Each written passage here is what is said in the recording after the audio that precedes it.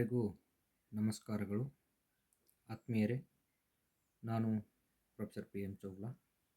ಇವತ್ತಿನ ಎಪಿಸೋಡ್ನಲ್ಲಿ capital formation ಅಥವಾ ಬಂಡವಾಳ ಸಂಚಯನ ಈ ವಿಷಯವನ್ನು ಕುರಿತಾಗಿ ಚರ್ಚೆ ಮಾಡೋಣ.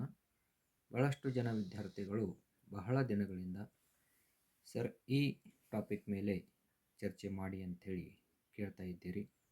ಹೀಗಾಗಿ ನಿಮ್ಮ ಕೋರಿಕೆಯ ಮೇರೆಗೆ ಇವತ್ತು ಈ ವಿಷಯವನ್ನು ಕುರಿತಾಗಿ ಚರ್ಚೆ ಮಾಡೋಣ. ಮುಖ್ಯವಾಗಿ ಇದರಲ್ಲಿ ಚರ್ಚಿಸ್ತಕ್ಕಂತಹ ವಿಷಯಗಳು ಅಂತಂದರೆ the meaning of capital formation, definition of the capital formation and sources of capital formation, ಅಂದರೆ ಬಂಡವಾಳ ಸಂಚಯನದ ಮೂಲಗಳು, ಹಾಗೆಯೇ ಬಂಡವಾಳ ಸಂಚಯನದ ಮಹತ್ವ, ಇಂಪಾರ್ಟೆನ್ಸ್ ಆಫ್ ಕ್ಯಾಪಿಟಲ್ ಫಾರ್ಮೇಷನ್.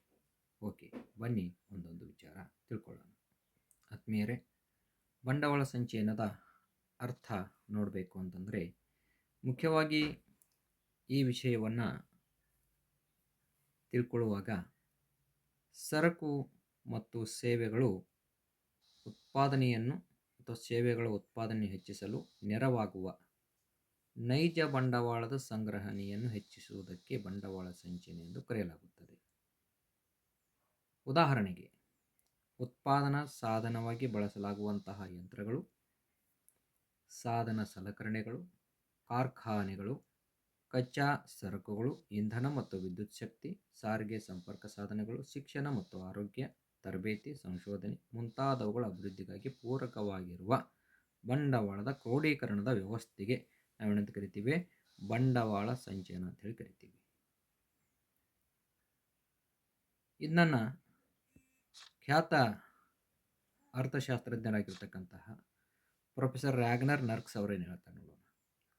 ಸಮಾಜ ಒಂದು ತನ್ನಲ್ಲಿ ಲಭ್ಯವಿರುವ ಎಲ್ಲ ಉತ್ಪಾದನಾ ಚಟುವಟಿಕೆಗಳನ್ನು ಜಾಗೃತಿಯಿಂದ ಅನುಭೋಗದ ಅವಶ್ಯಕತೆಗಳಿಗೆ ಉಪಯೋಗಿಸದೆ ಒಂದು ಭಾಗವನ್ನು, ಇಲ್ಲಿ ಗಮನಿಸಬೇಕಾಗಿರತಕ್ಕಂಥ ಅಂಶ, ಒಂದು ಭಾಗವನ್ನು ಬಂಡವಾಳ ವಸ್ತುಗಳು, ಯಂತ್ರೋಪಕರಣಗಳ ತಯಾರಿಕೆ, ಸಾರಿಗೆ ಸೌಲಭ್ಯಗಳು ಮತ್ತು ಕಾರ್ಖಾನೆಗಳ ನಿರ್ಮಾಣ ಇವುಗಳಿಗೆ ಮೀಸಲಾಗಿರಿಸುವುದೇ ಬಂಡವಾಳ ಸಂಚಯನವಾಗಿದೆ ಅಂತಕ್ಕಂಥದ್ದನ್ನು ಬಹಳ ಸರಳವಾಗಿ ಪ್ರೊಫೆಸರ್ ರ್ಯಾಗ್ನರ್ ನರ್ಕ್ಸ್ ಅವರು ಹೇಳ್ತಾರೆ. ಆತ್ಮೀಯರೇ, ಈ ವಿಷಯವನ್ನು ನೋಡಿ, ನಾವಿನ್ನೂ ಸುಲಭವಾಗಿ ತಿಳ್ಕೊಳ್ಬೇಕು ಅಂತಂದರೆ ನಾವು ಸಂಗ್ರಹ ಮಾಡ್ತಕ್ಕಂತಹ ಒಂದಿಷ್ಟು ಹಣ, ಉಳಿತಾಯಗಳು ಯಾವುದೇ ರೂಪದಲ್ಲಿರಬಹುದು, ಉಳಿತಾಯ ರೂಪದಲ್ಲಿರಬಹುದು, ಒಟ್ಟಿನಲ್ಲಿ ಅದಕ್ಕೆ ಏನಂತ ಸೇವಿಂಗ್ಸ್ ಅಂತ ಹೇಳಿ ಕರಿತೀವಿ. ಈ ಸೇವಿಂಗ್ಸ್ ಇದ್ದದ್ದು ಬ್ಯಾಂಕಿನಲ್ಲಿ ಏನಾಗ್ತದೆ? ಜಮೆ ಆಗ್ತದೆ. ಬ್ಯಾಂಕ್ನಲ್ಲಿ ಜಮೆ ಆಗಬೇಕದು. ಯಾಕಂತಂದರೆ ನಮ್ಮ ಹತ್ರ ಒಂದು ಅರ್ಥದಲ್ಲಿ ಹೇಳಬೇಕು ಅಂತಂದರೆ ಸೇವಿಂಗ್ಸ್ ಅಂತಂದರೆ ಸಾಮಾನ್ಯವಾಗಿ ಜನರು ತಮ್ಮ ಹತ್ರ ಇಟ್ಕೊಳ್ತಕ್ಕಂಥದ್ದು ವಿಶೇಷವಾಗಿ ಇಂದಿನ ದಿನದಲ್ಲಿ ಸೇವಿಂಗ್ಸ್ ಅಂತೇಳಿ ಅನಿಸ್ಕೊಳ್ಳೋದಿಲ್ಲ. ಯಾಕೆ ಅಂತಂದರೆ it is not calculatable income or savings. ಅಂದಾಜಿಗೆ ಅಥವಾ ಅಂದಾಜಿನ ವ್ಯಾಪ್ತಿಗೆ ಬರ್ತಕ್ಕಂತಹ ಉಳಿತಾಯ ಅದು ಆಗುವುದಿಲ್ಲ. ಹೀಗಾಗಿ ಒಂದು ಅಂದಾಜು ಬೇಕು, ದೇಶದಲ್ಲಿ ಎಷ್ಟು ನಮ್ಮದು ಹಣ ಸಂಗ್ರಹಣೆ ಆಗ್ತಾ ಇದೆ, ಸೇವಿಂಗ್ಸ್ ಏನಿದೆ ಅನ್ನುವಂಥದ್ದನ್ನು ತಿಳ್ಕೊಳ್ಬೇಕು. ಹೀಗಾಗಿ ಪ್ರತಿಯೊಬ್ಬರು ವಿವಿಧ ರೂಪದಲ್ಲಿ ಮಾಡ್ತಕ್ಕಂತಹ ಉಳಿತಾಯವು ಬ್ಯಾಂಕಿನಲ್ಲಿ ಶೇಖರಣೆ ಆಗ್ತದೆ. ಬ್ಯಾಂಕಿನಲ್ಲಿ ಶೇಖರಣೆಯಾದಾಗ ಬ್ಯಾಂಕಿಗೆ ಪತ್ತು ನಿರ್ಮಾಣ ಮಾಡಲಿಕ್ಕೆ, ಅಂದರೆ ಕ್ರೆಡಿಟ್ ಕ್ರಿಯೇಷನ್ ಅಂತ ಹೇಳಿ ಕರಿತೀವಿ, ಈ ಪತ್ತು ನಿರ್ಮಾಣ ಮಾಡಲಿಕ್ಕೆ ಸಾಧ್ಯ ಆಗ್ತದೆ. ಆ ಪತ್ತು ನಿರ್ಮಾಣದ ಇನ್ನೊಂದು ಹೆಸರು, ಅಂದರೆ ಇಲ್ಲಿ ಪತ್ತು ನಿರ್ಮಾಣ ಆಗ್ತದೆ. ಪತ್ತು ನಿರ್ಮಾಣ ಯಾಕೆ ಆಗ್ತದಪ್ಪ ಅಂತಂತಂದರೆ ಇನ್ವೆಸ್ಟ್ಮೆಂಟ್ ಮಾಡಲಿಕ್ಕೆ, ಹೂಡಿಕೆ ಮಾಡಬೇಕಲ್ಲ. ಹೂಡಿಕೆ ಯಾವುದಕ್ಕಾಗಿ? ಹೂಡಿಕೆ ವಾಹನಗಳಿಗಾಗಿ, ಯಂತ್ರೋಪಕರಣಗಳಿಗಾಗಿ, ಇವೆಲ್ಲ ಅಭಿವೃದ್ಧಿ ಸಾಧನಗಳು. ಕಾರ್ಖಾನೆಗಳ ನಿರ್ಮಾಣ ಆಗಿರಬಹುದು, ಸಾರಿಗೆ ಸಂಪರ್ಕ ಅಭಿವೃದ್ಧಿ ಆಗಿರಬಹುದು. ಇವೆಲ್ಲವುಗಳು ಏನು ಅಂತಂದರೆ ಒಂದು ಅರ್ಥದಲ್ಲಿ ಹೇಳಬೇಕು ಅಂತಂದರೆ ಆರ್ಥಿಕತೆಯು ದೀರ್ಘಾವಧಿಗೆ ಮುಂದುವರಿಬೇಕು, ದೀರ್ಘಾವಧಿಯಲ್ಲಿ ಆರ್ಥಿಕ ಅಭಿವೃದ್ಧಿ ಆಗಬೇಕು, ಪ್ರಗತಿ ಆಗಬೇಕು. For the sake of the future forecast development of the economy, achievement of the growth of the economy, maintaining the stabilization in the economic growth, provision for the employment opportunities. ಒಂದು ಎರಡು ಅನೇಕ ಉಪಕ್ರಮಗಳನ್ನು ಅತ್ಯಂತ ವ್ಯವಸ್ಥಿತವಾಗಿ ನಾವು ಮಾಡ್ಕೊಂಡು ಹೋಗಬೇಕು ಅಂತಂದರೆ ನಮಗೆ ಬಂಡವಾಳ ಸಂಚಯನ ಬೇಕೇ ಬೇಕು. ಈ ಎರಡು ಅಂದರೆ ಈ ವ್ಯಾಖ್ಯಾನ ಮತ್ತು ಪ್ರೊಫೆಸರ್ ರ್ಯಾಗ್ನರ್ ನರ್ಕ್ಸ್ ಅವ್ರು ಕೊಟ್ಟಿರ್ತಕ್ಕಂಥ ವ್ಯಾಖ್ಯಾನ ನಿಮಗೆ ಅರ್ಥ ಆಗಿದೆ ಅಂತ ತಿಳ್ಕೊಳ್ತೀನಿ. ಆಗಿಲ್ಲ ಅಂತಂದರೆ ಇನ್ನೊಂದು ಉದಾಹರಣೆ ಕೊಡ್ತೀನಿ ನೋಡಿ. ಎ ಅನ್ನುವಂತಹ ಒಬ್ಬ ವ್ಯಕ್ತಿ, ಇವನು ದಿನಕ್ಕೆ ಗಳಿಕೆ ಮಾಡ್ಕೊಳ್ತಕ್ಕಂತಹ ಕೂಲಿ ಅಥವಾ ಸಂಬಳ ಏನೇ ತಿಳ್ಕೊಳ್ಳಿ, 100 ರೂಪೀಸ್ ಅಂತ ಇಟ್ಕೊಳ್ಳಿ. ದಿನಕ್ಕೆ 100 ರೂಪಾಯಿ ಗಳಿಕೆ ಮಾಡ್ಕೊಳ್ತಾನೆ. ಈ 100 ರೂಪಾಯಿ ಗಳಿಕೆ ಮಾಡಿದರೆ ಈ 100 ರೂಪಾಯಿನಲ್ಲಿ ಆತನು 80 ರೂಪಾಯಿ 80 ರೂಪೀಸ್ ಅನುಭವಕ್ಕಾಗಿ ಖರ್ಚು ಮಾಡ್ತಾನೆ ಅಂತ ಇಟ್ಕೊಳ್ಳೋಣ, for the purpose of consumption. ಇನ್ನೆಷ್ಟು ಉಳಿತು? 20 ರೂಪೀಸ್ ಉಳಿತು. This 20 rupees to be considered as capital formation, ಬಂಡವಾಳ ಸಂಚಯನ. ಇದು ಒಂದು ಭಾಗ ಆಗ್ತದೆ. ಪ್ರೊಫೆಸರ್ ರ್ಯಾಗ್ನರ್ ನರ್ಕ್ಸ್ ಅವರು ಹೇಳಿದ್ದಾರೆ ನೋಡಿ, ಒಂದು ಭಾಗ ಅದರದ್ದು ಇದೆಯಲ್ಲ, ಇಲ್ಲಿ ಗಳಿಕೆ ಮಾಡಿರ್ತಕ್ಕಂಥ ಹಣ ಅದರದ್ದು ಒಂದು ಭಾಗ, ಅದು 20 ಆಗಿರ್ಬೋದು, 10 ಆಗಿರ್ಬೋದು. ಯಾಕೆಂದರೆ ಅಷ್ಟೇ ಅಂತ ನಾವು ಹೇಳಿಕೆ ಆಗೋದಿಲ್ಲ. ಯಾಕೆ ಹೇಳಿಕೆ ಆಗೋದಿಲ್ಲ ಅಂತಂದರೆ the capital formation it is determined by income of the house hold, income of the community, income of the citizens of the nation. ಒಂದು ದೇಶದ ಜನರ ತಲಾದಾಯ ಆಗಿರಬಹುದು, ಅವರು ಉದ್ಯೋಗ ಅವಕಾಶಗಳಾಗಿರಬಹುದು, ಅವ್ರದ್ದು ತೊಡಗಿಸಿರ್ತಕ್ಕಂಥ ಬಂಡವಾಳದಲ್ಲಿ ರಿಟರ್ನ್ಸ್ ಬರ್ತಕ್ಕಂತಹ ಸಾಮರ್ಥ್ಯಗಳಾಗಿರಬಹುದು, ಇವೆಲ್ಲವೂ ಕೂಡ ಬಂಡವಾಳ ಒಂದು ಸಂಚಯನವನ್ನು ನಿರ್ಧಾರ ಮಾಡ್ತವೆ. ಓಕೆ, ಹೀಗಾಗಿ ಈ ಬಂಡವಾಳ ಸಂಚಯನ ಅಂತಕ್ಕಂತಹ ಪರಿಕಲ್ಪನೆ ಭಾಳಷ್ಟು ಮಹತ್ವದ್ದಾಗಿರ್ತಕ್ಕಂಥದ್ದು. ಆದರೆ ದುರ್ದೈವವಶಾತ್ ಮುಂದುವರೆದ ರಾಷ್ಟ್ರಗಳಿಗೆ ಹೋಲಿಕೆ ಮಾಡಿದರೆ ನಮ್ಮ ದೇಶದ ಬಂಡವಾಳ ಸಂಚಯನ ದರ ಬಹಳ ಕಡಿಮೆ ಇರತಕ್ಕಂಥದ್ದು. ಒಂದು ಅಂದಾಜಿನ ಪ್ರಕಾರ hardly it is 20% to 25%. Average. ಕೆಲವೊಂದು ಜನ ಎಷ್ಟು ಸಾಲನ ಮಾಡಿರ್ತಾರೆ, ಇಂಥ ಸ್ಥಿತಿನೂ ಕೂಡ ಇದೆ. ಆದರೆ ಮುಂದುವರೆದ ರಾಷ್ಟ್ರಗಳನ್ನು ಅವಲೋಕನ ಮಾಡಿದರೆ ಆನ್ ಆ್ಯಂಡ್ ಅವರೇಜ್ ಆಗಿ ಅರೌಂಡ್ 40% to 45%, 40% to 45% ಏನಪ್ಪ ಅಂತಂದರೆ ಅಲ್ಲಿ ಹೂಡಿಕೆಗೆ ಬೇಕಾಗಿರ್ತಕ್ಕಂಥ ಬಂಡವಾಳ ಸಂಚಯನವನ್ನು ಮಾಡ್ತಾರೆ. ಹೀಗಾಗಿ ಆ ದೇಶಗಳಲ್ಲಿ ಕೃಷಿ ಅಭಿವೃದ್ಧಿಯಾಗಿದೆ, ಕೈಗಾರಿಕೆ ಅಭಿವೃದ್ಧಿಯಾಗಿದೆ, ಸೇವಾ ವಲಯ ಅಭಿವೃದ್ಧಿಯಾಗಿದೆ, ಮೂಲಭೂತ ಸೌಕರ್ಯಗಳ ಅಭಿವೃದ್ಧಿಯಾಗಿದೆ, ಶಿಕ್ಷಣದಲ್ಲಿ ಮುಂದಿದ್ದಾರೆ, ಉನ್ನತ ಜೀವನ ಮಟ್ಟವನ್ನು ಅವರು ಅನುಭವಿಸ್ತಾ ಇದ್ದಾರೆ, ಲಾಂಗ್ವಿಟಿನಲ್ಲಿ ಕೂಡ ಹೆಚ್ಚಿದೆ. ಯಾಕೆ? ಬಂಡವಾಳ ಸಂಚಯನ ಇದೆ. ಬಂಡವಾಳ ಸಂಚಯನದ ಒಂದು ಜೀವಾಳ ಅಂತಂತಂದರೆ ಅಲ್ಲಿ ಉದ್ಯೋಗಾವಕಾಶಗಳಿರಬೇಕು, 3 ವಲಯಗಳ ಅಭಿವೃದ್ಧಿಯಾಗಿರಬೇಕು,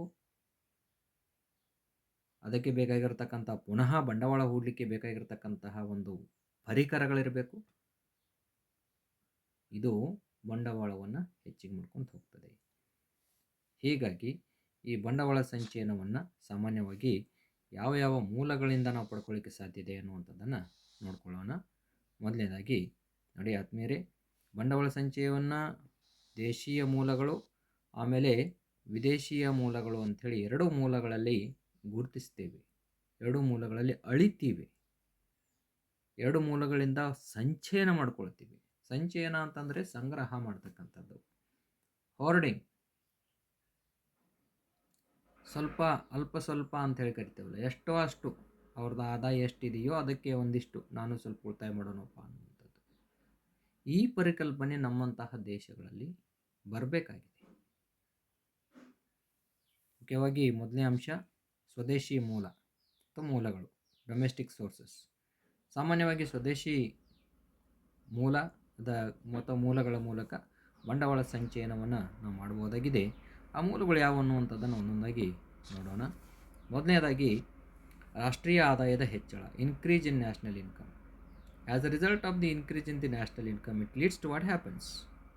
It provides employment opportunities, investment into the agriculture, industry, service sector, and as a result of the increase in the national income, it leads to the country can perform focus on development of the and creation of the infrastructural facilities. ಇದು ಭಾಳ ಮುಖ್ಯವಾಗಿರತಕ್ಕಂಥದ್ದು. ಒಂದು ದೇಶ ರಾಷ್ಟ್ರೀಯ ಆದಾಯದಲ್ಲಿ ಹೆಚ್ಚಳವನ್ನು ಹೊಂದಿದರೆ ಆಂತರಿಕವಾಗಿ ತನ್ನ ಆದಾಯವನ್ನು ತನ್ನ ರಾಷ್ಟ್ರದ ಅಭಿವೃದ್ಧಿಗಾಗಿ, ಪುನರುತ್ಥಾನಕ್ಕಾಗಿ, ಬೆಳವಣಿಗೆಗಾಗಿ, ಮೂಲಭೂತ ಸೌಕರ್ಯ ಅಭಿವೃದ್ಧಿ ಆಗಿರ್ಬೋದು, ಕೃಷಿ ಅಭಿವೃದ್ಧಿ ಆಗಿರ್ಬೋದು, ಸೇವಾ ವಲಯದ ಅಭಿವೃದ್ಧಿ ಆಗಿರ್ಬೋದು, ಕೈಗಾರಿಕಾ ವಸಾಹತುಗಳ ಸ್ಥಾಪನೆ, ಅಭಿವೃದ್ಧಿ, ಪುನರುತ್ಥಾನ, ಪುನರುಜ್ಜೀವನ ಆಗಬಹುದು. ಇದರಿಂದ ಉದ್ಯೋಗಾವಕಾಶಗಳು ಸೃಷ್ಟಿಯಾಗ್ತದೆ. ಯಾರ್ಯಾರು ನಿರುದ್ಯೋಗಿಗಳಾಗಿದ್ದರೆ ಅವ್ರಿಗೆ ಉದ್ಯೋಗ ಸಿಗ್ತದೆ. ಯಾರ್ಯಾರು ಆಲ್ರೆಡಿ ಉದ್ಯೋಗದಲ್ಲಿದ್ದಾರೆ ಅವ್ರಿಗೆ ಇನ್ನೂ ಕೂಡ ಉತ್ತಮವಾಗಿರ್ತಕ್ಕಂತಹ ಗಳಿಕೆಯ ಅವಕಾಶಗಳು ದೊರೆತಿದೆ. ಇಷ್ಟೇ, ಗಳಿಕೆಯ ಅವಕಾಶ ದೊರೆತರೆ, ಉದ್ಯೋಗಾವಕಾಶ ದೊರೆತರೆ, ಕೈತುಂಬ ಸಂಬಳ ಬಂದರೆ, ಕೈತುಂಬ ಹಣ ಚಲಾವಣೆಯಲ್ಲಿ ಆದರೆ, ಉದ್ಯೋಗ ಅಥವಾ ವ್ಯಾವಹಾರಿಕ ಚಟುವಟಿಕೆಗಳು ಕೈತುಂಬ ನಡಲಿಕ್ಕೆ ಆರಂಭ ಆದರೆ ಸಾಮಾನ್ಯವಾಗಿ ಜನರು ಉಳಿತಾಯವನ್ನು ಮಾಡ್ತಾರೆ. ಎರಡನೇ ಅಂಶ ಕಡ್ಡಾಯ ಉಳಿತಾಯಗಳು, ಸೇವಿಂಗ್ಸ್ ಡ್ರೈವ್ಸ್ ಅಂತ ಹೇಳಿ ಕರಿತೀವಿ. ಈ ಕಡ್ಡಾಯ ಉಳಿತಾಯಗಳು ಅಂತಂತಂದರೆ ಸಾಮಾನ್ಯವಾಗಿ ಹೆಲ್ತ್ ಕಾನ್ಸಿಯಸ್ನೆಸ್ ಆಗಿರ್ಬೋದು, ಅಥವಾ ಆರೋಗ್ಯ ಕಾಳಜಿಗಳ ಮೇಲೆ ಮಾಡ್ತಕ್ಕಂಥ ಕಡ್ಡಾಯ ಉಳಿತಾಯಗಳಾಗಿರ್ಬೋದು, ವಿಮೆಗಳನ್ನು ಖರೀದಿ ಮಾಡೋದಾಗಿರ್ಬೋದು, ಒಂದು ಜೀವ ವಿಮೆ ಆಗಿರ್ಬೋದು, ವಾಹನಗಳ ವಿಮೆ ಆಗಿರ್ಬೋದು, ಮತ್ತಾವುದೇ ಆಗಿರ್ಬೋದು. ಆಮೇಲೆ ಏನಪ್ಪ ಅಂತಂದರೆ ಕೆಲವೊಂದಿಷ್ಟು ಭವಿಷ್ಯ ನಿಧಿಗಾಗಿ ಉಳಿತಾಯಗಳನ್ನು ಮಾಡ್ಕೊಳ್ತಕ್ಕಂಥದ್ದು. ಇವು ಕೂಡ ಬಂಡವಾಳ ಸಂಚಯನದ ಆಂತರಿಕ ಮೂಲಗಳಾಗಿ ಪರಿಣಮಿಸ್ತವೆ. ಮೂರನೇ ವಿಚಾರ ಹಣಕಾಸು ಸಂಸ್ಥೆಗಳ ಸ್ಥಾಪನೆ, ಎಸ್ಟಾಬ್ಲಿಷ್ಮೆಂಟ್ ಆಫ್ ಫೈನಾನ್ಷಿಯಲ್ ಇನ್ಸ್ಟಿಟ್ಯೂಷನ್ಸ್. ಬಹಳ ಮುಖ್ಯವಾಗಿ ಹಣಕಾಸು ಸಂಸ್ಥೆಗಳ ಸ್ಥಾಪನೆ, establishment of financial institutions. The financial institutions, they make financial literature or financial literacy among the citizens of the nation. ಆ ದೇಶದ ಪ್ರಜೆಗಳಲ್ಲಿ ಏನು ಮಾಡ್ತಾವ್ರಿ, ಹಣಕಾಸಿನ ಸಾಕ್ಷರತೆಯನ್ನು ಹರಡುವ ಮೂಲಕ ಪ್ರತಿಯೊಬ್ಬರೂ ಕೂಡ ಹಣಕಾಸಿನ ವ್ಯವಹಾರಗಳನ್ನು ತಿಳ್ಕೊಳ್ಳೋದ್ರ ಮೂಲಕ, ಹಣಕಾಸು ಸಂಸ್ಥೆಗಳ ಮೂಲಕ ಉಳಿತಾಯ ಮಾಡೋದಾಗಿರಬಹುದು, ಆಮೇಲೆ ಅಲ್ಲಿಂದ ಸಾಲ ಪಡೆಯೋದಾಗಿರಬಹುದು, ಮಾಡಲಿಕ್ಕೆ ಸಾಧ್ಯ ಆಗ್ತದೆ. ಇದರಿಂದ ಒಂದು ಫೈನಾನ್ಷಿಯಲ್ ಅಕೌಂಟಬಿಲಿಟಿ ಆಗ್ತದೆ. ಆಮೇಲೆ ಏನಪ್ಪ ಅಂತಂತಂದರೆ ಎರಡನೇ ವಿಚಾರ ಅಂತಂತಂದರೆ ಈ ಫೈನಾನ್ಷಿಯಲ್ ಅಕೌಂಟಬಿಲಿಟಿಯ ಜೊತೆಗೆ ಜನರು ಒಂದು ವಿಶ್ವಾಸಾರ್ಹತೆಯನ್ನು ಹೊಂದ್ತಾರೆ. ಮನಿ ಮಾರ್ಕೆಟ್ ಮೇಲೆ ಅಥವಾ ಹಣದ ಮಾರುಕಟ್ಟೆ ಮೇಲೆ ಒಂದು ವಿಶ್ವಾಸಾರ್ಹತೆಯನ್ನು ಹೊಂದಲಿಕ್ಕೆ ಸಾಧ್ಯ ಆಗ್ತದೆ. ಅವರು ಉಳಿತಾಯಗಳಾಗಿರ್ಬೋದು, ಶೇಖರಣೆಗಳಾಗಿರ್ಬೋದು, ಸಾಲ ಪಡೆಯೋದಾಗಿರ್ಬೋದು, ಅದರ ಮೇಲೆ ವಿಶ್ವಾಸಾರ್ಹತೆ ಹೊಂದಲಿಕ್ಕೆ ಸಾಧ್ಯ ಆಗ್ತದೆ. ನಾಲ್ಕನೇ ವಿಚಾರ ಗ್ರಾಮೀಣ ಉಳಿತಾಯ, ರೂರಲ್ ಸೇವಿಂಗ್ಸ್. ಇದು ಕೂಡ ಬಹಳಷ್ಟು ಮುಖ್ಯವಾಗಿರತಕ್ಕಂಥ ಒಂದು ವಿಚಾರ. ಈ ಗ್ರಾಮೀಣ ಉಳಿತಾಯ ಅಂತಂತಂದರೆ ಸಾಮಾನ್ಯವಾಗಿ ಏನಪ್ಪ ಅಂತಂತಂದರೆ ಗ್ರಾಮೀಣ ಜನರಿಗೆ ಒಂದು ಬ್ಯಾಂಕೋದ್ಯಮದಾಗಿರ್ಬೋದು, ಹಣಕಾಸು ಸಂಸ್ಥೆಗಳಾಗಿರ್ಬೋದು, ಅವುಗಳ ಒಂದು ಸಾಕ್ಷರತೆಯನ್ನು ಹರಡಿದಾಗ ಸಾಮಾನ್ಯವಾಗಿ ಏನು ಅಂತಂತಂದರೆ ಗ್ರಾಮೀಣ ಭಾಗದ ಜನರು ಕೂಡ ಉಳಿತಾಯ ಮಾಡಲಿಕ್ಕೆ ಸಾಧ್ಯ ಆಗ್ತದೆ.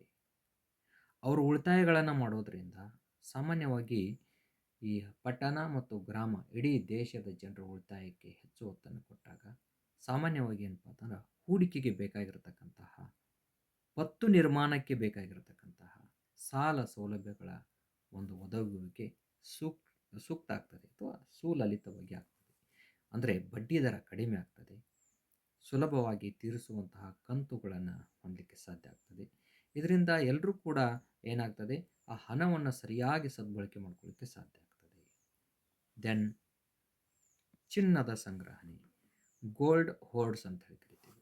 ಇದು ಕೂಡ ಬಂಡವಾಳ ಸಂಚಯನದ ಒಂದು ಭಾಗ. ಅಂದರೆ ಚಿನ್ನದ ರೂಪದಲ್ಲಿನೂ ಕೂಡ ನಾವೇನಪ್ಪ ಅಂತಂತಂದರೆ ನಮ್ಮ ಒಂದು ಉಳಿತಾಯಗಳನ್ನು ಮಾಡಬಹುದಾಗಿದೆ. ಅದನ್ನು ಕೂಡ ನಾವು ಬೇಕಾದಾಗ ಏನು ಮಾಡ್ಬೋದಾಗಿದೆ, ನಮ್ಮ ಕೈಗಾರಿಕಾ ವಸಾಹತುಗಳಾಗಿರ್ಬೋದು, ಕೃಷಿ ಆಗಿರಬಹುದು, ಆಮೇಲೆ ಸಾಮಾನ್ಯವಾಗಿ ನೋಡಿ ಕೃಷಿ ಬಂಗಾರದ ಸಾಲ ಅಂತ ಹೇಳಿ ಕರಿತೀವಿ. ಕೃಷಿ ಅಭಿವೃದ್ಧಿಗಾಗಿ ನಾವು ಚಿನ್ನದ ರೂಪದಲ್ಲಿ ಸಂಗ್ರಹ ಮಾಡಿರ್ತೀವಿ, ಉಳಿತಾಯ ಮಾಡಿರ್ತೀವಿ, ಹೌದಾ? ಬೇಕಂದಾಗ ಅದನ್ನು ಅಡ ಇಟ್ಟು ಸಾಲವನ್ನು ಪಡ್ಕೊಳ್ತೀವಿ. ಹಾಗೆ ಕೈಗಾರಿಕಾ ವಸಾಹತುಗಳಾಗಿರ್ಬೋದು, ಇನ್ಯಾವುದೇ ಚಟುವಟಿಕೆಗಳಾಗಿರ್ಬೋದು, ನಾವು ಹಾಗೆ ಸ್ವಲ್ಪ ಸ್ವಲ್ಪ ಚಿನ್ನದ ರೂಪದಲ್ಲಿ ಮಾಡ್ತಕ್ಕಂತಹ ಏನು ಒಂದು ಸಂಚಯನ ಉಳಿತಾಯ ಇರ್ತದನೋ ಅದು ಕೂಡ ಇಲ್ಲೇನಪ್ಪ ಅಂತ ಬಂಡವಾಳ ಆಗಲಿಕ್ಕೆ ಸಾಧ್ಯ ಆಗ್ತದೆ. 6ನೇ ವಿಚಾರ, ಆದಾಯ ಅಸಮಾನತೆಯ ನಿವಾರಣೆ, ರಿಡಕ್ಷನ್ ಆಫ್ ಇನ್ಇಕ್ವಾಲಿಟೀಸ್. ಹೌದು, ಇದು ಬಹಳ ಮುಖ್ಯವಾಗಿರ್ತಕ್ಕಂಥದ್ದು. ನಮ್ಮಂಥ ದೇಶಗಳಲ್ಲಿ ಸಾಮಾನ್ಯವಾಗಿ ಆದಾಯ ಅಸಮಾನತೆ ಇದ್ದೇ ಇದೆ. ಆದಾಯ ಅಸಮಾನತೆಯನ್ನು ನೀಗಿಸಲಿಕ್ಕೆ ಅಂದರೆ ಸ್ಥಿತಿವಂತರ ಮೇಲೆ, ಶ್ರೀಮಂತರ ಮೇಲೆ, ಉಳ್ಳವರ ಮೇಲೆ ಹೆಚ್ಚೆಚ್ಚು ತೆರಿಗೆಯನ್ನು ವಿಧಿಸುತ್ತಾ ಆರ್ಥಿಕವಾಗಿ ದುರ್ಬಲ ವರ್ಗ, ಹಿಂದುಳಿದ ವರ್ಗ ಅಥವಾ backward session of the economy ಅಂತ ಹೇಳಿ ಕರಿತೀವಲ್ಲ, ಆ ಒಂದು ಜನರಿಗೆ ಏನು ಮಾಡ್ತಕ್ಕಂಥದ್ದು ಹೆಚ್ಚು ಒತ್ತನ್ನು ಕೊಡ್ತಕ್ಕಂಥದ್ದು, by making provision of the various kinds of the what you call the concise or the precise what you call the provisions, ಅವ್ರಿಗೆ ಒಂದು ಕೆಲವೊಂದು ಅತ್ಯಂತ ಅವಶ್ಯಕವಾಗಿರತಕ್ಕಂತಹ ಪೂರಕವಾಗಿರತಕ್ಕಂತಹ ಒಂದು ವ್ಯವಸ್ಥೆಯನ್ನು ಕಲ್ಪಿಸ್ತಕ್ಕಂಥದ್ದು. ಹಾಗೆಯೇ ಲಾಭದ ಹೆಚ್ಚಳ, ಇನ್ಕ್ರೀಸ್ ಇನ್ ಪ್ರಾಫಿಟ್ಸ್. ಹೌದು ಆತ್ಮೀಯರೇ, ನಾವು ಹೂಡಿಕೆ ಮಾಡಿರ್ತಕ್ಕಂತಹ ಏನೋ ಒಂದು ಬಂಡವಾಳ ಇರ್ತದೆ, ಆ ಬಂಡವಾಳದಿಂದ ಪ್ರತಿಫಲಗಳು ಹೆಚ್ಚಿನ ಪ್ರಮಾಣದಲ್ಲಿ ಬಂದಾಗ ಅದು ಕೂಡ ಒಂದು ಆಂತರಿಕ ಬಂಡವಾಳ ಸಂಚಯನದ ಮೂಲವಾಗಲಿಕ್ಕೆ ಸಾಧ್ಯ ಇದೆ. ಹಾಗೆಯೇ 8ನೇ ವಿಚಾರ, ಅನುಭೋಗದ ಕಡಿತ, ರಿಡಕ್ಷನ್ ಇನ್ ಕನ್ಸಂಪ್ಷನ್. ಈಗಾಗಲೇ ನಾನೊಂದು ಉದಾಹರಣೆ ಕೊಟ್ಟಿದ್ದೆ.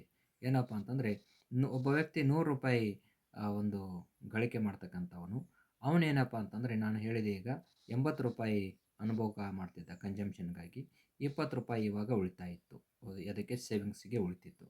ಇದರ ಬದಲಾಗಿ ಆತನು ಅದೇ 100 ರೂಪಾಯಿಯಲ್ಲಿ ಏನಪ್ಪ ಅಂದರೆ 70 ರೂಪಾಯಿ ಅನುಭವಕ್ಕಾಗಿ ಖರ್ಚು ಮಾಡಿದಾಗ ಅವನಿಗೆ ಉಳಿತಾಯ ಸಾಮರ್ಥ್ಯ ಇನ್ನೂ ಹೆಚ್ಚಾಗಲಿಕ್ಕೆ ಸಾಧ್ಯ ಆಗ್ತದೆ. ಇದು ಕೂಡ ಒಂದು ಬಹಳ ಮುಖ್ಯವಾಗಿರತಕ್ಕಂತಹ ಅಂಶ.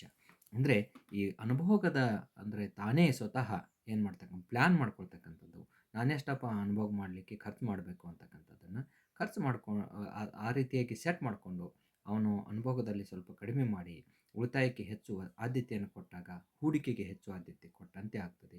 ಇದು ಕೂಡ ಆಂತರಿಕ ಬಂಡವಾಳದ ಒಂದು ಮೂಲ ಅಂತಕ್ಕಂಥದ್ದು. ಆಮೇಲೆ 9ನೇ ಅಂಶ, ಹಣದುಬ್ಬರ, ಇನ್ಫ್ಲೇಷನ್ ಅಂತ ಹೇಳಿ ಕರಿತೀವಿ. ಈ ಹಣದುಬ್ಬರನೂ ಕೂಡ ಏನು ಅಂತಂತಂದರೆ ಬಂಡವಾಳ ಸಂಚಯನದ ಒಂದು ಅತ್ಯಂತ ಮುಖ್ಯವಾಗಿರ್ತಕ್ಕಂಥ ಭಾಗವಾಗಿ ಪರಿಣಮಿಸ್ತದೆ. ಅಂದರೆ ಇದು ಸಾಮಾನ್ಯ ಇದು ಹೇಗೆ ಅಂತಂತಂದರೆ, ಈಗ ಏನಾಗ್ತದೆ ಅಂತಂತಂದರೆ, ಹಣದಿಳಿತದ ಕಾಲದಲ್ಲಿ ಅಥವಾ ಅನ್ನಪ್ರಸನ್ನದ ಕಾಲದಲ್ಲಿ ಅಥವಾ ಹಣದುಬ್ಬರ ಇಲ್ಲದೇ ಇರತಕ್ಕಂಥ ಸಂದರ್ಭದಲ್ಲಿ ಉತ್ಪಾದನೆ ಮಾಡಿದಾಗ ಅವುಗಳ ಒಂದು ಹೂಡಿಕೆಯ ಒಂದು ಮೊತ್ತ ಇರ್ತದಲ್ಲ, ರಾಶಿ ಇರ್ತದಲ್ಲ, ಅದು ಕಡಿಮೆ ಇರ್ತದೆ. ಆದರೆ ಕಡಿಮೆ ಪ್ರಮಾಣದಲ್ಲಿ ಹಣವನ್ನು ಖರ್ಚು ಮಾಡಿ ಇಲ್ಲಿ ಅವುಗಳಿಗೆ ಬೆಲೆ ಹೆಚ್ಚಾದಾಗ ಮಾರಾಟ ಮಾಡಿದಾಗ ಆ ಉದ್ಯಮ ವರ್ಗದವ್ರಿಗೆ, ಅದನ್ನು ಯಾರೆಲ್ಲ ತಯಾರು ಮಾಡ್ತಾರಲ್ಲ ಅವ್ರಿಗೆ ಸಾಕಷ್ಟು ಕೈ ತುಂಬ ಹಣ ಬರಲಿಕ್ಕೆ ಸಾಧ್ಯ ಆಗ್ತದೆ. ಉದಾಹರಣೆಗೆ ಹೇಳಬೇಕು ಅಂತಂದರೆ, ಇವತ್ತು 5 ರೂಪಾಯಿ ಇನ್ವೆಸ್ಟ್ಮೆಂಟ್ ಮಾಡಿ ಆತನು 6 ರೂಪಾಯಿ ಪಡಿತಿದ್ದ ಅಂತಿದ್ದರೆ ಆತನಿಗೆ ಲಾಭ 1 ರೂಪಾಯಿ ಆಯ್ತು ಅಂತ ಇಟ್ಕೊಳ್ಳೋಣ. ಆದರೆ ಇದೇ 5 ರೂಪಾಯಿ ಏನಪ್ಪ ಅದನ್ನು ಖರ್ಚು ಮಾಡಿರ್ತಕ್ಕಂಥವನು ಆತನು ಏನಪ್ಪ ಅಂತಂದರೆ 8 ರೂಪಾಯಿಗೆ ಮಾರಾಟ ಮಾಡಿದರೆ ಆತನಿಗೆ 3 ರೂಪಾಯಿ ಏನಪ್ಪ ಅಂತ ನಿವ್ವಳ ಲಾಭ ಸಿಗಲಿಕ್ಕೆ ಸಾಧ್ಯ ಆಗ್ತದೆ. ಸೊ ಇಂತಹ ಒಂದು ಸನ್ನಿವೇಶಗಳನ್ನು ಈ ಹಣದುಬ್ಬರ ಉತ್ಪಾದಕ ವರ್ಗದವರಿಗೆ ತರ್ತದೆ, ಹೌದಾ? ಇನ್ನು ಉಳಿದಿರ್ತಕ್ಕಂಥ ವರ್ಗದವರಿಗೆ ನಾನು ಹೇಳಲಿಕ್ಕೆ ಇಷ್ಟಪಡೋದಿಲ್ಲ. ಯಾಕಂತಂದರೆ ಫಿಕ್ಸ್ಡ್ ಸ್ಯಾಲ್ರೀಸ್ ಪೀಪಲ್ ಆಗಿರಬಹುದು ಅಥವಾ ಪರ್ಸನ್ಸ್ ಆಗಿರಬಹುದು, ಅಥವಾ ಒಂದು ನಿಶ್ಚಿತ ಆದಾಯವನ್ನು ಪಡ್ಕೊಳ್ತಕ್ಕಂಥ ಸ್ಯಾಲ್ರಿಡ್ ಪೀಪಲ್ ಅಂತ ಹೇಳಿ ಕರಿತೀವಲ್ಲ, ಅವರಿಗೆ ಇನ್ಫ್ಲೇಷನ್ದಿಂದ ಹಿಟ್ ಆಗುತ್ತೆ ಅಥವಾ ಇನ್ಫ್ಲೇಷನ್ದಿಂದ ಸಮಸ್ಯೆ ಆಗತ್ತೆ, ಹೌದಾ?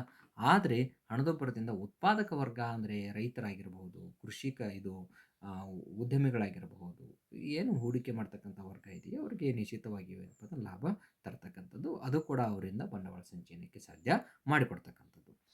10ನೇ ಅಂಶ ಏನು ಅಂತಂದರೆ, ಸಾರ್ವಜನಿಕ ಉದ್ಯಮಗಳಿಂದ ಆದಾಯ, ಇನ್ಕಮ್ ಫ್ರಮ್ ಪಬ್ಲಿಕ್ ಎಂಟರ್ಪ್ರೈಸಸ್ ಅಂತ ಹೇಳಿ ಕರಿತೀವಿ. ಹೌದು, ಈ ಸಾರ್ವಜನಿಕ ಉದ್ಯಮಗಳು ಏನಪ್ಪ ಅಂತಂತಂದರೆ ಸಾಮಾನ್ಯವಾಗಿ ಲಾಭ ಗಳಿಕೆಯನ್ನು ಹೊಂದಿದಾಗ ರೈಲೋದ್ಯಮ, ವಿಶೇಷವಾಗಿ ನಮ್ಮ ದೇಶದಲ್ಲಿ ಹೇಳಬೇಕಂದ್ರೆ ರೈಲೋದ್ಯಮ ಆಗಿರ್ಬೋದು, ಗಣಿಗಾರಿಕೆ ಆಗಿರಬಹುದು, ಕೆಲವೊಂದು ಚಿನ್ನ, ಕಬ್ಬಿಣ ಕೆಲವೊಂದು ಗಣಿಗಾರಿಕೆಗಳಾಗಿರ್ಬೋದು. ಈ ಗಣಿಗಾರಿಕೆಗಳಿಂದ, ರೈಲೋದ್ಯಮಗಳಂತಹ ಉದ್ಯಮಗಳಿಂದ, ಆಮೇಲೆ ಕೆಲವೊಂದು ಲಾಭದಾಯಕವಾಗಿರತಕ್ಕಂಥ ಉದ್ಯಮಗಳಿಂದ ಸರ್ಕಾರ ಅಥವಾ ಸಾರ್ವಜನಿಕ ವಲಯವು ಪಡ್ಕೊಳ್ತಕ್ಕಂಥ ವರಮಾನನೂ ಕೂಡ ಏನಪ್ಪ ಅಂತಂದರೆ ಬಂಡವಾಳ ಸಂಚಯನವಾಗಿ ಪರಿಣಮಿಸ್ತದೆ. 11ನೇ ವಿಚಾರ, ನೈಸರ್ಗಿಕ ಸಂಪನ್ಮೂಲಗಳ ಸಮರ್ಪಕ ಬಳಕೆ, proper utilisation of natural resources ಅಂತ ಹೇಳಿ ಕರಿತೀವಿ. ಹೌದು, ಈ ನೈಸರ್ಗಿಕವಾಗಿ ಸಿಗ್ತಕ್ಕಂಥ ಸಂಪನ್ಮೂಲಗಳನ್ನು ವಿಶೇಷವಾಗಿ ಹೇಳಬೇಕು ಅಂತಂತಂದರೆ, ನೈಸರ್ಗಿಕವಾಗಿ ಅರ್ಥ ಕೊಡೋದನ್ನೇ ಕಷ್ಟ ಇದೆ. ಯಾಕಂದರೆ ಜಲ ಸಂಪನ್ಮೂಲ ಆಗಿರ್ಬೋದು, ಆಮೇಲೆ ಈ ಮಣ್ಣು ಸಂಪನ್ಮೂಲ ಆಗಿರಬಹುದು, ಆಮೇಲೆ ಖನಿಜ ಸಂಪನ್ಮೂಲಗಳಾಗಿರಬಹುದು, ಆಮೇಲೆ ತೈಲೋತ್ಪನ್ನಗಳಾಗಿರ್ಬೋದು, ಏನು ಒಂದೋ ಎರಡೋ ಆ ಎಲ್ಲ ಸಂಪನ್ಮೂಲಗಳನ್ನು ನಾವು ಸರಿಯಾಗಿ ಆರ್ಥಿಕ ಅಭಿವೃದ್ಧಿಯ ಜೊತೆಗೆ ನಿಸರ್ಗದ ಒಂದು ಪ್ರಾಪರ್ ಆಗಿರ್ತಕ್ಕಂಥ ಬಳಕೆ ಮಾಡಿಕೊಂಡ್ರೆ ಅದು ಕೂಡ ಬಂಡವಾಳ ಸಂಚಯನ ಆಗಲಿಕ್ಕೆ ಸಾಧ್ಯ ಆಗ್ತಕ್ಕಂಥದ್ದು. ಆಮೇಲೆ ಮರೆಮಾಚಿದ ನಿರುದ್ಯೋಗದ ಬಳಕೆ, ಯುಟಿಲೈಸೇಷನ್ ಆಫ್ ಡಿಸ್ಗೈಸ್ಡ್ ಅನ್ಎಂಪ್ಲಾಯ್ಮೆಂಟ್ ಅಂತ ಹೇಳ್ತೀವಿ. ಇದು ಒಂದು ರೀತಿಯ ನಿರುದ್ಯೋಗದ ಒಂದು ರೂಪ. It is a form of unemployment ಅಂತ ಕರಿತೀವಿ. ಇದು ಹೇಗೆ ನಿರ್ಮಾಣ ಆಗತ್ತೆ ಅಂತಂದರೆ, ನಿರುದ್ಯೋಗ ಇರ್ತದೆ, ಆದರೆ ಅದೇನಾಗಿರ್ತದೆ, ಮರೆಯಾಗಿರ್ತದೆ. ವಿಶೇಷವಾಗಿ ಹೇಳಬೇಕು ಅಂತಂದರೆ, 1 ಎಕರೆಯನ್ನು ಕಲ್ಟಿವೇಷನ್ ಮಾಡಲಿಕ್ಕೆ 2 ಜನ ಬೇಕು ಅಂತ ಇಟ್ಕೊಳ್ಳೋಣ. ಈ ಸಂದರ್ಭದಲ್ಲಿ ಅದೇ 2 ಎಕರೆ ಇದ್ದಾಗ 2 ಜನ ಬೇಕಾದಾಗ ಇಲ್ಲೇನು ಅಂತಂತಂದರೆ, ಸಾಮಾನ್ಯವಾಗಿ ಎಷ್ಟು 1 ಲಕ್ಷ ರೂಪಾಯಿ ದುಡಿತಾರೆ ಅಂತ ಇಟ್ಕೊಳ್ಳೋಣ. ಹೌದಾ, 1 ಲಕ್ಷ ರೂಪಾಯಿ ದುಡಿತಾರೆ ಅಂತ ಇಟ್ಕೊಳ್ಳೋಣ. ಇವರು 1 ಲಕ್ಷ ರೂಪಾಯಿ ದುಡಿತಾರೆ. ಎಷ್ಟು? 2 ಜನರು ಒಂದು ಎಕರೆ ಜಮೀನಿನಲ್ಲಿ. ಆದರೆ ಅಲ್ಲಿ 1 ಎಕರೆನಲ್ಲಿ 3 ಜನ ಕೆಲಸ ಮಾಡಿದ್ರೂ ಕೂಡ ಅಷ್ಟೇ ಇನ್ಕಮ್ ಬರುತ್ತೆ. ಯಾಕೆ? The land has limit to produce. It has its own capacity to manufacture the things. It cannot produce apart from that capacity. ಆ ಸಾಮರ್ಥ್ಯ, ಆ ಒಂದು ಶಕ್ತಿಯ ನಂತರ ಆ ಭೂಮಿ ಉತ್ಪಾದನೆ ಮಾಡಲಾರ್ದು. ಹೀಗಾಗಿ ನೀವು 2 ಜನರ ಇಟ್ ಈಸ್ ಸಫಿಷಿಯೆಂಟ್. 3ನೇದನ್ನು 4ನೇದನ್ನು ಕಲ್ಪಿಸಿದರೂ ಕೂಡ ಅದು ಏನಾಗುತ್ತೆ, ಮರೆಮಾಚಿದ ನಿರುದ್ಯೋಗವಾಗುತ್ತೆ. ನಿರುದ್ಯೋಗ ಇದೆ, ಆದರೆ ಅದು ಮರೆಯಾಗಿದೆ ಅಂತಕ್ಕಂಥದ್ದು. ಆದರೆ ಇಂತಹ ನಿರುದ್ಯೋಗವನ್ನು ನಾನು ಉಪಯೋಗ ಮಾಡಿಕೊಂಡಾಗ ಅಲ್ಲೇನಾಗ್ತದೆ, ಬಂಡವಾಳ ಸಂಚಯನ ಆಗ್ತದೆ. ಮರೆಮಾಚಿದ ನಿರುದ್ಯೋಗವನ್ನು ಸರಿಯಾಗಿ, ಅಂದರೆ ಇಲ್ಲಿ 2 ಜನ ಬೇಕಾಗಿದ್ದಾರಾ, ಇವನನ್ನು ಏನು ಮಾಡೋದು, ಇಲ್ಲಿ ಹೆಚ್ಚಾಗಿರ್ತಕ್ಕಂಥ ಒಬ್ಬನನ್ನು ಬೇರೆ ಸೆಕ್ಟರ್ಗೆ ಟ್ರಾನ್ಸ್ಫರ್ ಮಾಡ್ತಕ್ಕಂಥದ್ದು, ಅಥವಾ ವರ್ಗಾಂತರ ಮಾಡ್ತಕ್ಕಂಥದ್ದು, ಅಥವಾ ವರ್ಗಾವಣೆ ಮಾಡ್ತಕ್ಕಂಥದ್ದು. ಹೀಗಾಗಿ ಆ ಕ್ಷೇತ್ರದ ಮೇಲೆ ಆಗ್ತಕ್ಕಂಥ ಭಾರ ಕಡಿಮೆ ಆಗ್ತದೆ. ಆಮೇಲೆ ಅವನಿಂದ ಉತ್ಪಾದನೆ ಸೃಷ್ಟಿಯಾಗಲಿಕ್ಕೆ ಪ್ರಾರಂಭ ಆಗ್ತದೆ. ಉತ್ಪಾದನೆ ಸೃಷ್ಟಿಯಾಗುವುದು ಅಂತಂದರೆ ತಲಾದಾಯ ಹೆಚ್ಚಾಗ್ತಕ್ಕಂಥದ್ದು.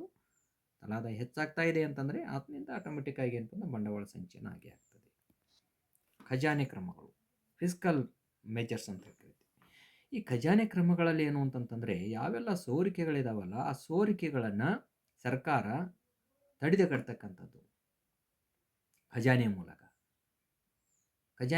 ಸಪೋಸ್ ಕೆಲವೊಂದು ಯೋಜನೆಗಳು ಸುಮ್ಮನೆ ಬೇಕಾಬಿಟ್ಟಿಯಾಗಿ ಯೋಜನೆಗಳನ್ನು ಜಾರಿಗೆ ತಂದಾಗ ಜನರಿಗೆ ಅವಶ್ಯ ಇದ್ದನೋ ಇಲ್ಲದೆಯೋ ಆ ಯೋಜನೆಯನ್ನು ಅನುಷ್ಠಾನಕ್ಕೆ ಇಟ್ಕೊಳ್ಬಾರ್ದು. ಜನರಿಗೆ ಏನೇನು ಅವಶ್ಯಕತೆ ಇದೆಯೋ ವಾಸ್ತವ ಅಂಶಗಳನ್ನು ಗಣನೆಗೆ ತೆಗೆದುಕೊಂಡು ಮಾತ್ರ ಯಾವುದು ಜರೂರಿದೆಯೋ ಅದನ್ನು ಮಾತ್ರ ಒದಗಿಸಿಕೊಡ್ತಕ್ಕಂಥದ್ದು. ಇನ್ನುಳಿದಿರ್ತಕ್ಕಂಥದ್ದನ್ನು ಏನು ಮಾಡ್ತಕ್ಕಂಥದ್ದು, ಏನು ಮಿಕ್ಕ ಹಣ ಉಳಿತದನ್ನು ಸರ್ಕಾರದ ಖಜಾನೆಯ ಬಳಿಗೆ, ಆ ಹಣವನ್ನು ಮೂಲಸೌಕರ್ಯ ಅಭಿವೃದ್ಧಿ ಆಗಿರ್ಬೋದು, ಕೃಷಿ ಅಭಿವೃದ್ಧಿ ಆಗಿರ್ಬೋದು, ಸೇವಾಭಿವೃದ್ಧಿ ಆಗಿರ್ಬೋದು, ದೀರ್ಘಾವಧಿಯ ಅಭಿವೃದ್ಧಿ ಯೋಜನೆಗಳನ್ನು ಅನುಷ್ಠಾನಗೊಳಿಸಲಿಕ್ಕೆ ಉಪಯೋಗ ಮಾಡ್ಕೊಳ್ತಕ್ಕಂಥದ್ದು. ಹೀಗೆ ಮಾಡಿದರೆ ನಿಶ್ಚಿತವಾಗಿಯೂ ಆಂತರಿಕ ಬಂಡವಾಳ ಸಂಚಯನ ಹೆಚ್ಚಿಗೆ ಮಾಡಲಿಕ್ಕೆ ಸಾಧ್ಯ ಆಗ್ತದೆ. ಇನ್ನು ವಿದೇಶಿ ಮೂಲಗಳು, ಬಂಡವಾಳ ಸಂಚಯನದ ವಿದೇಶಿ ಮೂಲಗಳು. ಮೊದಲನೇದಾಗಿ ಏನಪ್ಪ ಅಂದರೆ ವಿದೇಶಿ ನೆರವು, ಫಾರಿನ್ ಏಡ್ ಅಂತ ಹೇಳಿ ಕರಿತೀವಿ. ಹೌದು, ವಿದೇಶಗಳಿಂದ ನೇರವಾಗಿ ಏನು ಮಾಡ್ತಕ್ಕಂಥದ್ದು, ನೆರವನ್ನು ಕೇಳ್ತಕ್ಕಂಥದ್ದು. ಶ್ರೀಮಂತ ರಾಷ್ಟ್ರಗಳಿಂದ ಆಗಿರ್ಬೋದು, ಮುಂದುವರೆದ ರಾಷ್ಟ್ರಗಳಿಂದ ಆಗಿರ್ಬೋದು, ಸಾಲ ಸೌಲಭ್ಯಗಳನ್ನು ಪಡ್ಕೊಳ್ತಕ್ಕಂಥದ್ದು ಅಥವಾ ಬಡ್ಡಿ ರಹಿತ ಸಾಲಗಳನ್ನು ಪಡ್ಕೊಳ್ತಕ್ಕಂಥದ್ದು. ಇದು ಸಾಮಾನ್ಯವಾಗಿ ವಿದೇಶಾಂಗ ನೀತಿಯಲ್ಲಿ ಈ ರೀತಿಯಾಗಿರ್ತಕ್ಕಂಥ ವ್ಯವಸ್ಥೆಯನ್ನು ಗಣನೆಗೆ ತೆಗೆದುಕೊಳ್ತೀವಿ. ಹೀಗಾಗಿ ಏನು ಅಂತಂತಂದರೆ, ವಿದೇಶಿ ನೆರವನ್ನು ಪಡ್ಕೊಳ್ಳೋದನ್ನು ಕೂಡ ವಿದೇಶಿ ಒಂದು ಬಂಡವಾಳ ಸಂಚಯನದ ಮೂಲ ಆಗ್ತದೆ ಅಂತಕ್ಕಂಥದ್ದು. 2ನೇ ವಿಚಾರ, ಆಮದುಗಳ ನಿಯಂತ್ರಣ, ರಿಸ್ಟ್ರಿಕ್ಷನ್ ಆಫ್ ಇಂಪೋರ್ಟ್ಸ್. ಯಾಕಂತಂದರೆ ದೇಶೀಯ ಉತ್ಪನ್ನಗಳನ್ನು ನಾವು ಬಳಕೆ ಮಾಡುತ್ತಾ ಹೋದಂತೆ ಸಾಮಾನ್ಯವಾಗಿ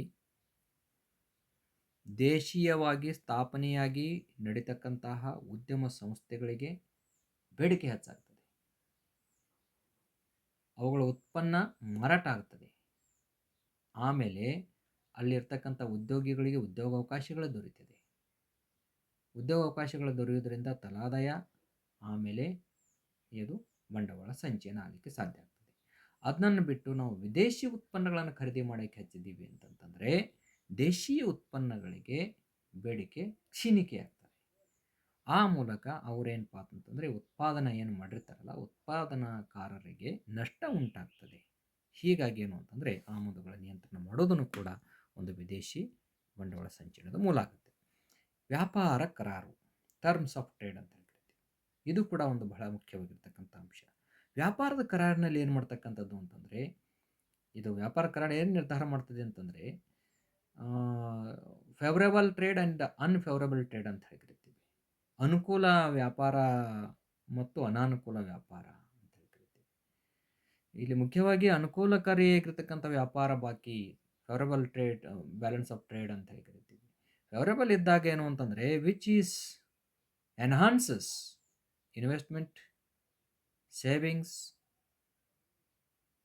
per capital income of the country, that to be executed, ಅದನ್ನು ಅನುಷ್ಠಾನ ಮಾಡ್ಕೊಳ್ತಕ್ಕಂಥದ್ದು.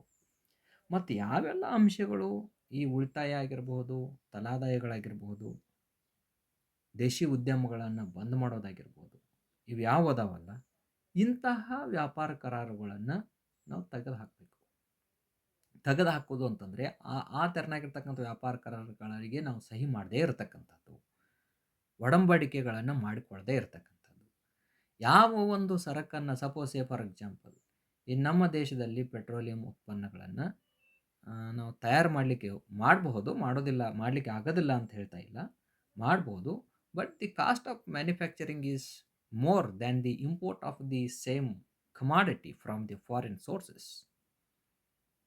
ವಿದೇಶಗಳಿಂದ ಆಮದು ಏನು ಮಾಡ್ಕೊಳ್ತೀವಲ್ಲ, ವಿದೇಶಗಳಿಂದ ಆಮದು ಮಾಡ್ಕೊಳ್ಳೋದಕ್ಕಿಂತಲೂ ದುಬಾರಿ ಆಗುತ್ತೆ ನಮ್ಮ ದೇಶದಲ್ಲಿ ತಯಾರು ಮಾಡಿಕ್ಕೆ ಹೋದರೆ. ಯಾಕಂತಂದರೆ the extraction charges are heavy. ನಮ್ಮ ದೇಶದಲ್ಲಿ ಅದನ್ನು ಹೊರತೆಗೆಯುವಿಕೆ, ಪೆಟ್ರೋಲ್ ಅಂತಕ್ಕಂತಹ ಒಂದು ಉತ್ಪನ್ನವನ್ನು, ಪೆಟ್ರೋಲಿಯಂ ಅಂತಕ್ಕಂಥ ಉತ್ಪನ್ನವನ್ನು ಭೂಮಿಯಿಂದ ಹೊರತೆಗೆಯುವಂಥದ್ದು ವ್ಯವಸ್ಥೆ ಇದೆಯಲ್ಲ, ಅದು ಬಹಳ ದುಬಾರಿಯಾಗಿದೆ. ಯಾಕಂತಂದರೆ ಬಹಳ ಆಳದಲ್ಲಿ ಸಿಗ್ತದೆ, ಕೆಲವೊಂದು ಸಂದರ್ಭದಲ್ಲಿ ಸಿಗೋದೇನೂ ಕೂಡ ಇಲ್ಲ. ಆದರೆ ಅದೇ ಒಂದು ಅರಬ್ ರಾಷ್ಟ್ರಗಳಿಗೆ ಹೋಲಿಕೆ ಮಾಡಿದರೆ ಅರಬ್ ರಾಷ್ಟ್ರಗಳಲ್ಲಿ ಯಥೇಚ್ಛವಾಗಿ ಸಿಗ್ತಕ್ಕಂಥದ್ದು. ಸೊ ಅಂಥ ವ್ಯಾಪಾರ ಕರಾರುಗಳಿಗೆ ನಾವು ಸಹಿ ಮಾಡ್ತಕ್ಕಂಥದ್ದು, ಅವ್ರಿಗೇನು ಬೇಕಲ್ಲ ಅದನ್ನು ನಾವು ಕೊಡ್ತಕ್ಕಂಥದ್ದು, ನಮಗೇನು ಬೇಕಲ್ಲ ಅದನ್ನು ತರಿಸ್ಕೊಳ್ತಕ್ಕಂಥದ್ದು. ಇದು ಕೂಡ ಏನು ಅಂತಂದರೆ ನಮ್ಮ ದೇಶದಲ್ಲಿ ಒಂದು ಆಂತರಿಕ ವ್ಯವಹಾರಗಳನ್ನು ಮಾಡೋದ್ರ ಮೂಲಕ, ವ್ಯಾಪಾರ ಅಭಿವೃದ್ಧಿಗಳನ್ನು ಮಾಡೋದ್ರ ಮೂಲಕ, ಟ್ರೇಡ್ ಅಗ್ರಿಮೆಂಟ್ಸ್ಗಳನ್ನು ಮಾಡ್ಕೊಳ್ಳೋದ್ರ ಮೂಲಕ ಬಂಡವಾಳ ಸಂಚಯನ ಮಾಡಲಿಕ್ಕೆ ಸಾಧ್ಯ ಆಗ್ತದೆ. ಓಕೆ,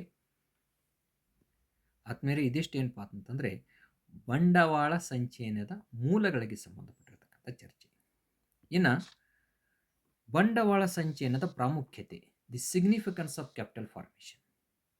ಸಾಮಾನ್ಯವಾಗಿ ನೋಡಿ, ಮೊದಲನೇದಾಗಿ ಯಾವುದಕ್ಕೆ ನಾವು ಉಳಿತಾಯ ಮಾಡಬೇಕು, ಬಂಡವಾಳ ಸಂಚಯನ ಮಾಡಬೇಕು ಅಂತಕ್ಕಂಥದ್ದನ್ನು ತಿಳ್ಕೋಬೇಕು ಅಂದರೆ ಮೂಲ ಸೌಕರ್ಯಗಳ ನಿರ್ಮಾಣ, ಕ್ರಿಯೇಷನ್ ಆಫ್ ಇನ್ಫ್ರಾಸ್ಟ್ರಕ್ಚರ್.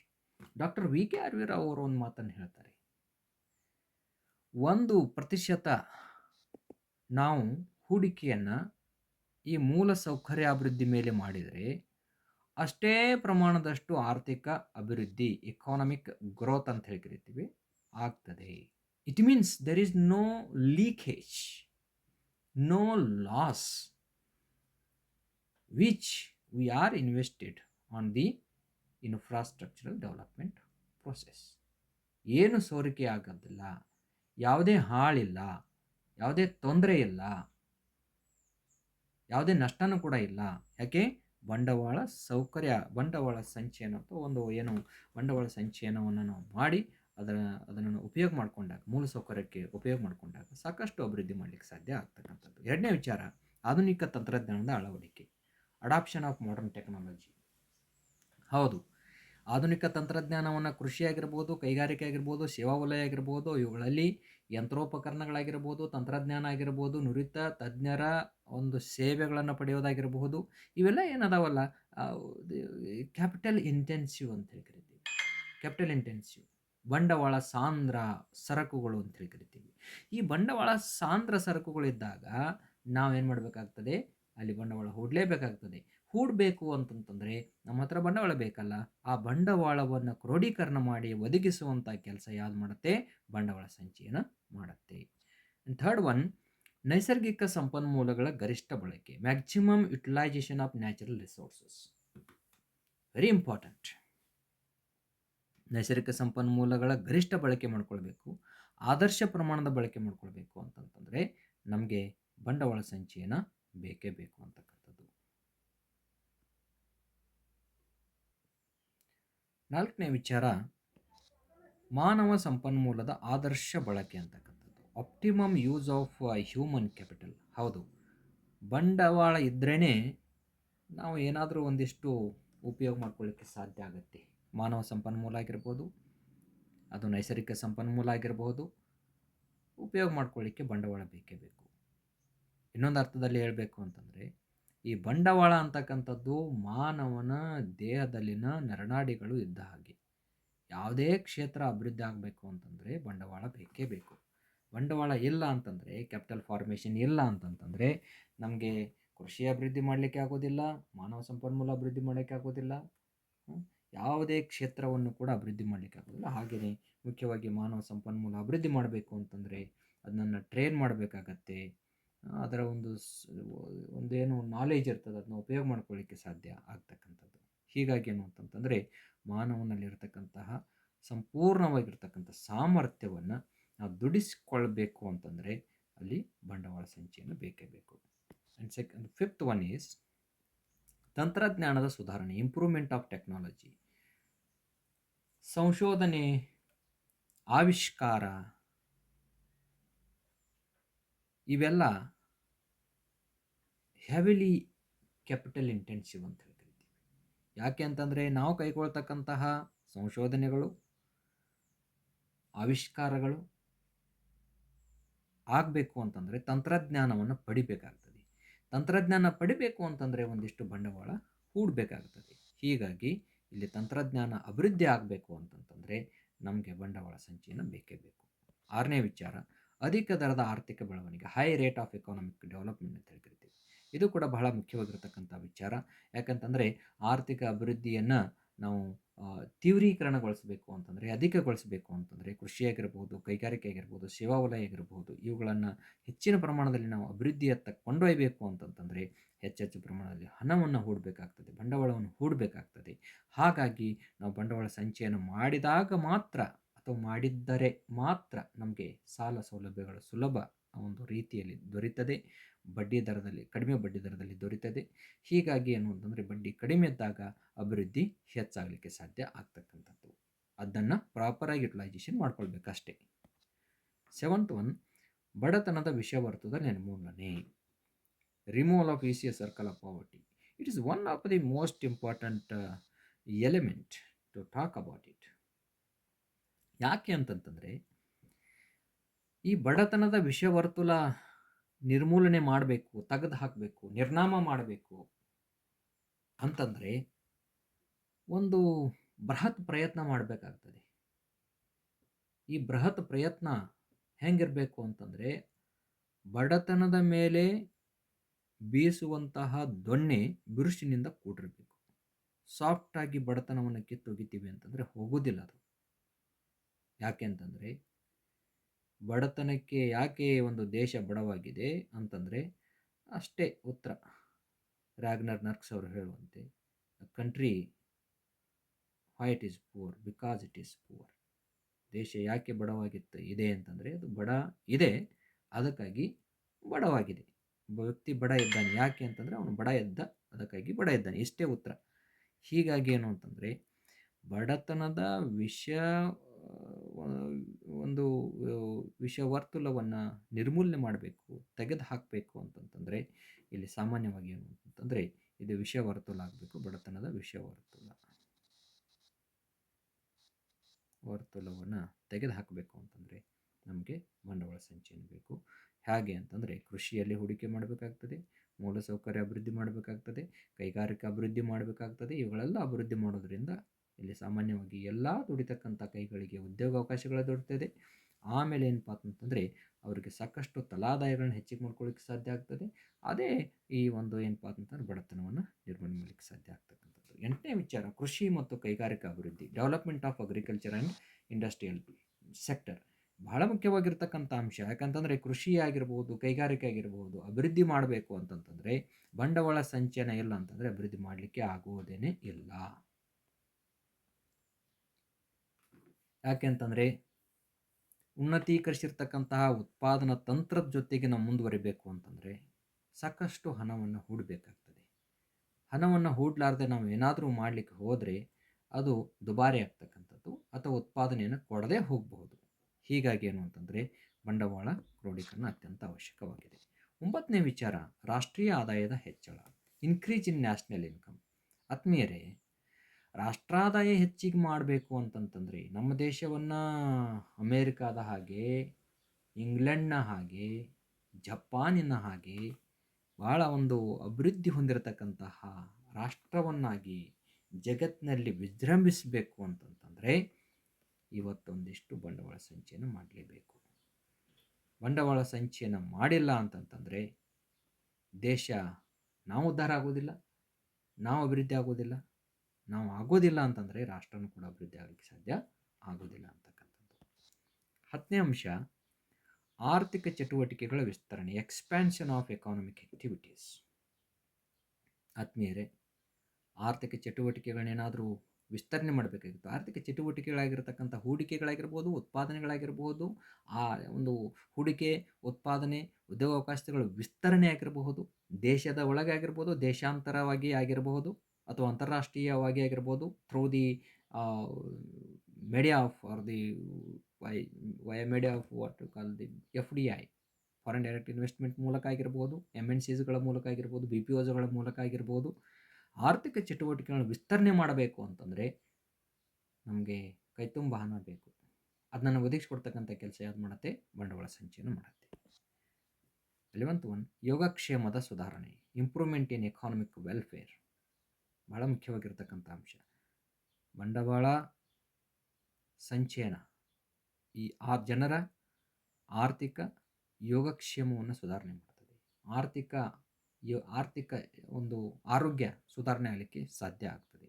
ಯಾಕೆಂತಂದರೆ ಹಣ ಇದ್ರೇ ಒಬ್ಬ ವ್ಯಕ್ತಿ ಆಗಿರ್ಬೋದು, ಒಂದು ದೇಶ ಆಗಿರ್ಬೋದು, ಸ್ಟೇಬಲ್ ಆಗಿ ಒಂದಿಷ್ಟು ಕೆಲಸಗಳನ್ನು ನಿಭಾಯಿಸಲಿಕ್ಕೆ ಸಾಧ್ಯ ಆಗ್ತದೆ. ಇವತ್ತಿಗೆ ಹೇಳಬೇಕು ಅಂತಂದರೆ, ಇಲ್ಲ ಅಂತಂದರೆ ಈ ಆರ್ಥಿಕ ವ್ಯವಸ್ಥೆಯಲ್ಲಿ ಇನ್ಫ್ಲೇಷನ್ ಆಗ್ತಾ ಇದೆ, ಎಕಾನಮಿಕ್ ಫ್ಲಕ್ಚುಯೇಷನ್ಸ್ ಆಗ್ತಾ ಇವುಗಳನ್ನು ಬದಿಗೊತ್ತಿ ಒಂದು ವೇಗದಲ್ಲಿ, ಒಂದು ಓಟದ ಒಂದು ವೇಗದಲ್ಲಿ ನಾವು ಮುಂದುವರಿಬೇಕು ಅಂತಂದರೆ ಬಂಡವಾಳ ಸಂಚಯನ ಮಾಡಲೇಬೇಕು.